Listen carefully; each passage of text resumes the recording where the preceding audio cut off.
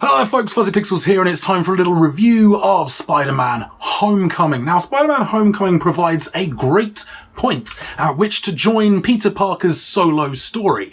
After a cracking introduction in Civil War, Parker finds himself benched, being figuratively babysat by Tony Stark's fixer, Happy Hogan, who's taken to kind of screening Peter Parker's calls.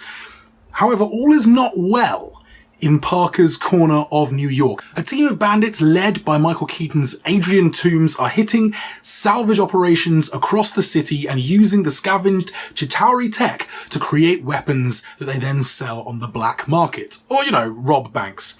And one such piece of tech, a mean-looking pair of wings and talons too, that make Falcon kind of look a little bit like a pigeon, transforms Toomes into the Vulture, complete with a fan-pleasing fur-lined collar. Now, don't worry about it, says Mr. Stark. Leave all that stuff to the Avengers and go be a friendly neighborhood Spider-Man. So the scene is set with a freshly blooded teenage superhero desperate to prove his worth, an absent mentor figure laying down the rules, and a bad guy doing enough to pique Spidey's interest, but seemingly not quite enough to call in the cavalry. To be honest, Spider-Man Homecoming takes a little bit of time to set all of this up. It's a little slow going to begin with, especially when you consider that this doesn't need to take the time to introduce us to this new Spider-Man. But that's okay, because much of the crackle in this film comes from Peter's attempts to juggle his local superheroing with his life as a school kid.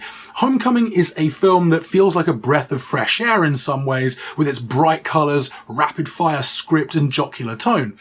There's a levity to this movie that undercuts pretty much every serious part of the film with a quick one-liner, a bit of physical comedy, or a visual gag of some description. And importantly, this never feels try-hard. The humour always manages to stick the landing, and perhaps most importantly of all, everything remains emotionally true. To that end, the film spends a lot of time building up the relationship between Peter and his best friend Ned. They're both in-betweeners in a way, smart, socially awkward, but not quite outright losers.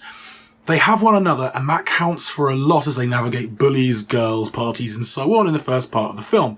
And it's nice to see a superhero movie that, plays with the balance of being a regular person in this manner, and with Peter accidentally kind of revealing his identity to Ned early on, we're gifted with a sidekick through whom we can enjoy a whole bunch of humorous asides, reactions, and observations. The on-location snapshots of Queens in these early scenes give the film a really nice sense of place, and there's a strong focus on making Spider-Man Homecoming feel a little more grounded than previous superhero films. The action scenes aren't quite as overblown as some that have come before in the MCU, and in many ways, this is kind of the flip side of Doctor Strange as a film with a really strong emphasis on character, and whip-smart dialogue and strong scripting that shows an element of restraint.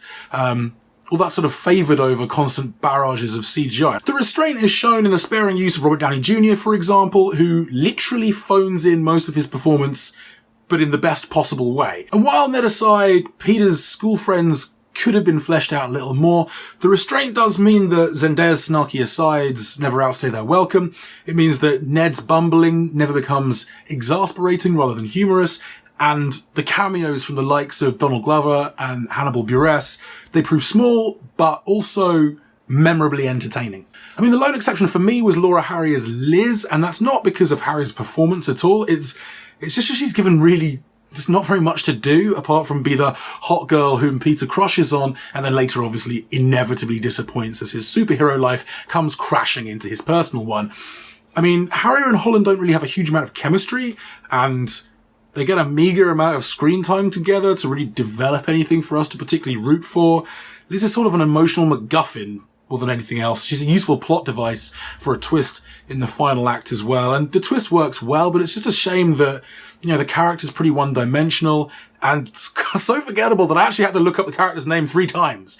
I mean, it would have been much more interesting to have Zendaya's character as a potential romantic love interest, maybe bringing Marisa Tomei into the film a little bit more with a little bit of advice, That could have been cool.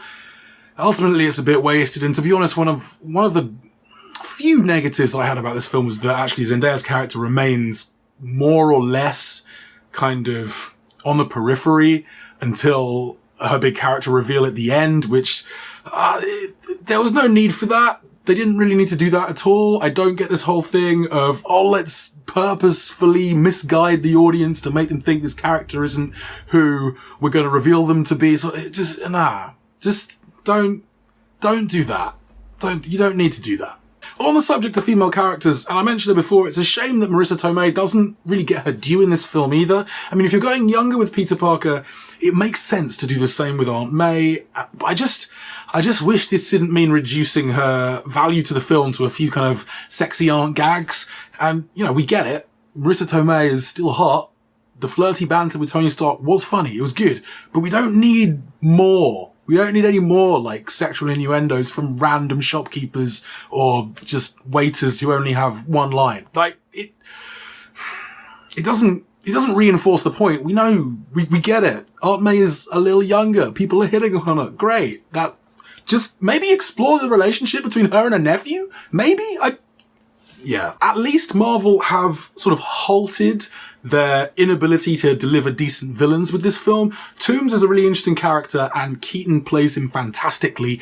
There's a simmering sense of danger to him bubbling below the surface at all times. Toomes is introduced to us several years previous to the main story with an annoyingly clandestine government busybody group bumping his original salvage crew off of a Chitauri cleanup site following the Battle of New York. And it's difficult not to feel a little pang of sympathy for the man. Once again, there's this sense of moral ambiguity around the wider actions of the Avengers. And in this case, it's Tony Stark and more specifically Stark Industries. These are suited and booted busybodies from Stark Industries cleaning up the mess they cause and bumping Keaton and his crew, who are in line for a big payday for this, off of the job. Marvel films have always been at their best when they're kind of exploring the consequences of their heroes' actions, and it's easy to see Toomes as this blue-collar chancer doing what he can to go up against the seemingly unassailable elite corporate machine in Stark Industries.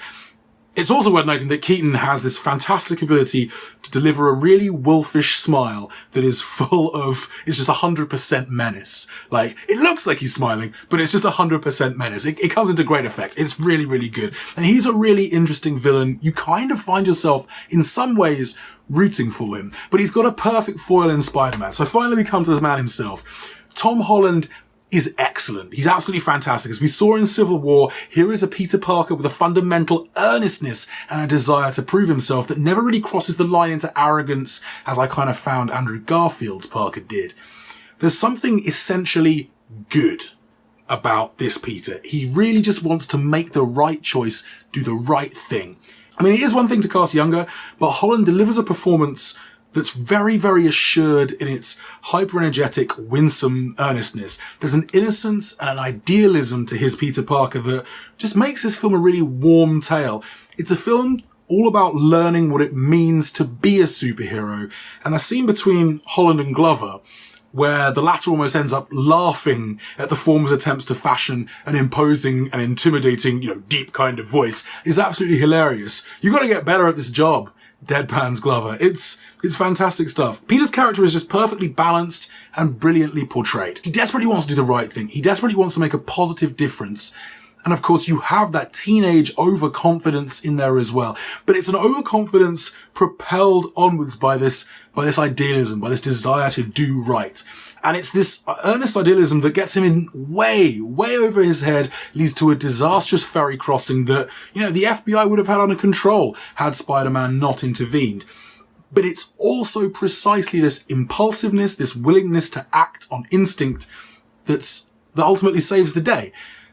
In the final battle, for example, he's not really fighting the Vulture as much as trying to save this guy's life.